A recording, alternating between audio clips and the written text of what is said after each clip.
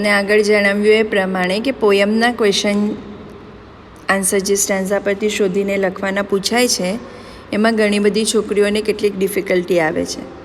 તો આજે આપણે આપણી જે પોયમ 1 છે એના ક્વેશ્ચન આન્સર જોઈશું. Unit 1 read to sunrise on the Kanchenjunga.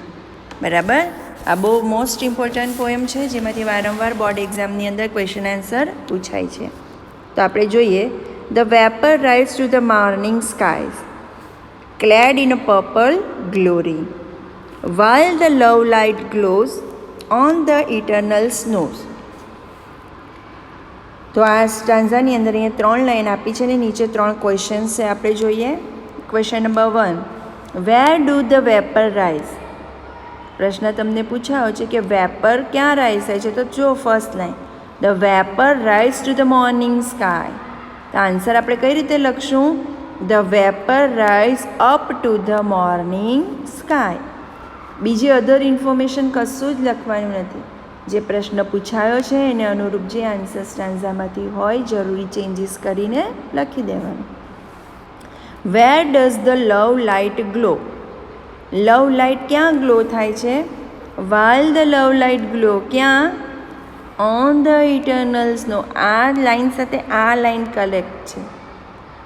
બરાબર. While the love light glow on the eternal snow. Snow પર. ઇટરનલ સ્નો એટલે એવો કે કદી પણ તેનો અંત ન આવે તેવો બરફ ત્યાં છવાયેલો છે, બરફથી આચ્છાદિત. ધ લવ લાઇટ ગ્લો, ગ્લોનું ગ્લોઝ થઈ જશે. On the eternal snow. બરાબર. થર્ડ જોઈએ. What does the love light mean? ઘણા ક્વેશ્ચન્સ આવા પૂછાય કે લવ લાઇટનો મિનિંગ શું છે, અથવા બીજું આ પ્રમાણે આ જ ક્વેશ્ચન આ જ માહિતી માટે પૂછાઈ શકે, ખાલી પ્રશ્નનું સ્વરૂપ બદલાઈ જાય. Vote does the phrase love light refer two? એટલે એવું જ કહેવા માંગે છે કે લવ લાઇટ ફ્રેઝનો મિનિંગ શું છે? The love light means early morning rays of the sunlight. Early morning એટલે જલ્દી સવાર, રેઝ એટલે કિરણો અને સનલાઇટ એટલે સૂર્ય. વહેલી સવારના સૂર્યના કિરણો. બરાબર. તો આનો મિનિંગ શું થાય છે લવ લાઇટનો? વહેલી સવારના સૂર્યના કિરણો. આઈ હોપ તમને આ સ્ટાન્ઝા પરથી હવે કોઈ પણ ક્વેશ્ચન પૂછાય તો આવડશે. 3 લાઈન છે, દરેક લાઈનને કવર કરી લે એવા ક્વેશ્ચન આન્સર અહીંયા મેં આપી દીધા છે. બરાબર. સેકન્ડ સ્ટાન્ઝા જોઈએ. The vapour rise to the morning sky, clad in a purple glory, while the love light glow on the eternal snow. Second સ્ટાન્ઝાની અંદર પહેલા સ્ટાન્ઝાની એટલે કે એ જ સ્ટાન્ઝા સ્લાઇડ સેકન્ડ છે. સ્ટાન્ઝા એની જ 3 લાઈનો છે. એમાં ચોથો ક્વેશ્ચન્સ કઈ રીતે પૂછાઈ શકે જોઈએ. Why the snow are cold eternal? શા માટે બરફ માટે ઇટર્નલ શબ્દ યુઝ કરવામાં આવ્યો છે? કારણ કે the snows are cold eternal as all the hills of Himalayas are covered with snow throughout the year. મેં કીધું ને, ઇટર્નલ એટલે એવો બરફ કે જેનો કદી અંત ન આવે. એટલે સ્નો સાથે ઇટર્નલ શબ્દ એટલે માટે ઉપયોગ કરવામાં આવ્યો છે because all the hills of Himalayas એટલે કે હિમાલયની બધી જ ટેકરીઓ covered with a snow throughout the year, આખા વર્ષ દરમિયાન બરફથી છવાયેલી રહે છે, માટે એને આવો શબ્દ આપ્યો છે. હવે આવા ક્વેશ્ચન જ્યારે પૂછાઈ જાય ત્યારે પોયમના લાઈનમાંથી આપણને આન્સર મળતો નથી. આપણે થોડા આપણા શબ્દો જે કવિતા સમજ્યા હોય એમાંથી બનાવીને લખવાનો રહેશે. બરાબર. The snow are cold eternal as all the hills of Himalayas are covered with snow throughout the year. Next question જોઈશું. Find out the similar word for covered from the stanza. સ્ટાન્ઝાની અંદરથી કવર્ડ માટેનો similar એટલે કે synonym સમાનાર્થી શબ્દ શોધો. કવર્ડનો મતલબ છવાયેલું. તો અહીંયા છે ને clad in a purple glory. Clad એટલે વીંટળાયેલું, કવર્ડ કરેલું. તો આવા શબ્દો પણ તમારે યાદ રાખવા પડશે, જેથી તમને બોર્ડ એક્ઝામમાં પૂછાય તો સરળતાથી તમે લખી શકો. વારંવાર તમે આ પીપીટી જોઈને વિડીયોને રિવાઇઝ કરશો તો તમારે મોઢે કરવાની જરૂર નહીં પડશે, સમજીને જ એ વસ્તુ આવડી જશે. નેક્સ્ટ ક્વેશ્ચન જોઈશું. What is the similar word four ever lasting? Ever lasting એટલે કદી અંત ન આવે તેવું. એનો અર્થ આપણે અત્યારે જોઈ ગયા. શું થશે? Eternal. Eternal is the similar for everlasting. બરાબર. મેં તમને આગળના કવિતા એક્સપ્લેન કરી, વિડીયોમાં પણ ગ્લોસરી આપી છે, એને પણ રિફર તમે કરી શકો, જેનાથી બીજા કોઈ આના સિવાયના એક્સ્ટ્રા શબ્દ પણ પૂછાય તો તમને સરળતાથી એનો અર્થ સમજ પણ પડે અને આવડે પણ. આઈ હોપ આ 3 આન્સરમાં તમને સમજ પડી હશે. આગળ આપણે સ્ટાન્ઝા 2 જોઈશું.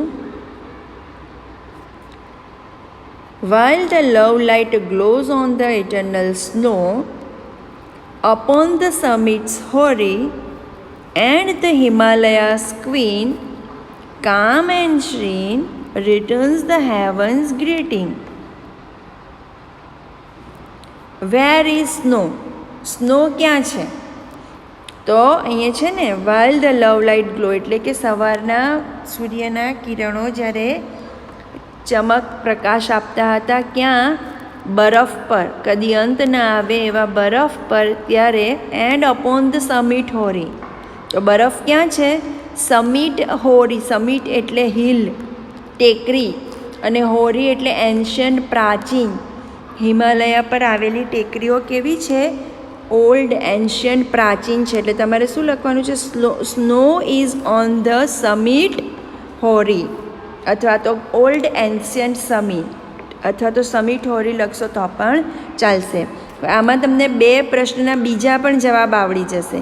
અગર તમને સમિટનો સિનોનિમ પૂછે તો તમારે હિલ લખી શકાય, અને તમારે હોરીનો શબ્દ, ખાસ હોરી શબ્દ વારંવાર તમને પૂછાય છે બોર્ડ એક્ઝામની અંદર, એનો સિનોનિમ તો ક્યાં તો તમે ઓલ્ડ લખી શકો. ઓલ્ડ એટલે જૂનું, અને એન્શન્ટ એટલે પણ જૂનું અથવા તો પ્રાચીન.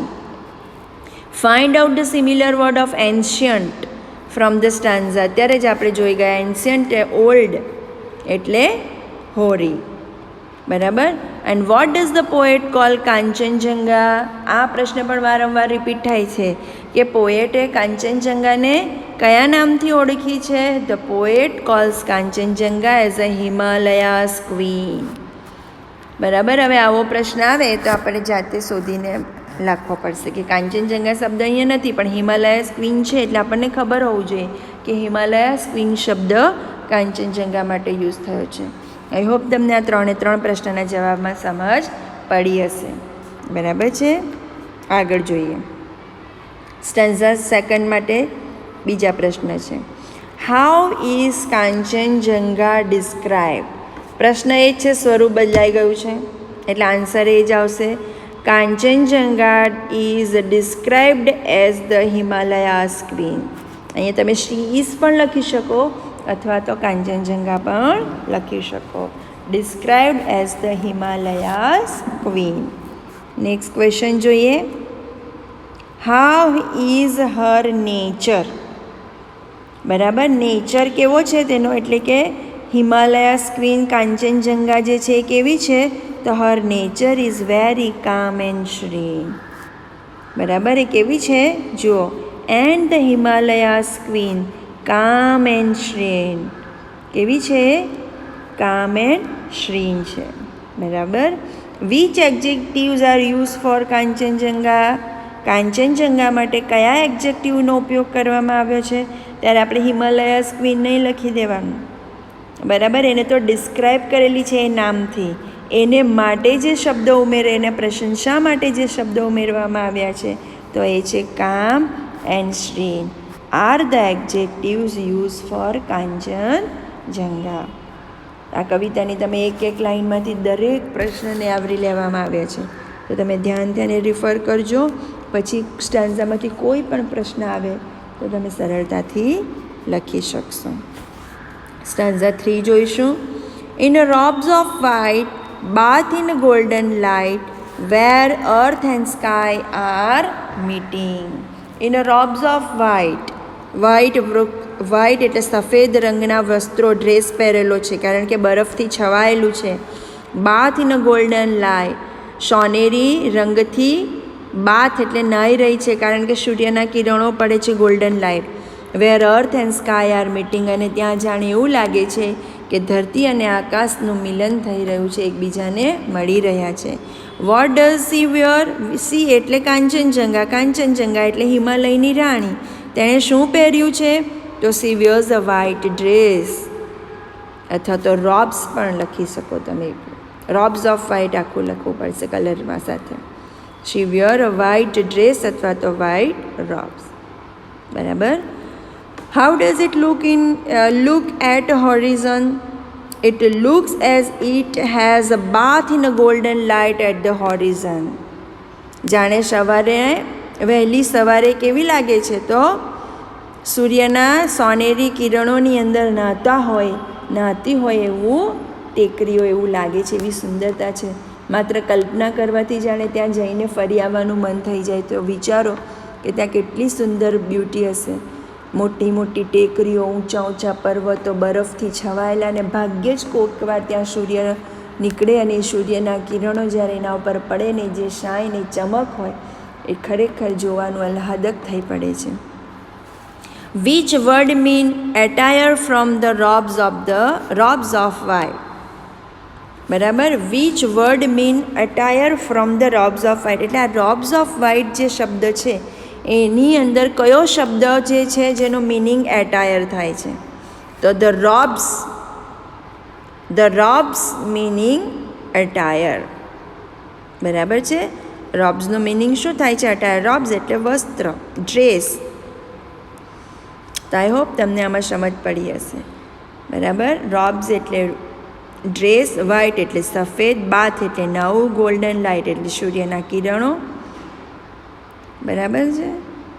તો હું આશા રાખું છું કે તમને આ સ્ટાન્ઝામાંથી જે ક્વેશ્ચન આન્સર પૂછાશે તો તમને સરળતાથી સમજ પડશે. બાકીના પાર્ટ 2માં આપણે આગળના સ્ટાન્ઝા અને તેમાંથી ક્વેશ્ચનના આન્સર રિફર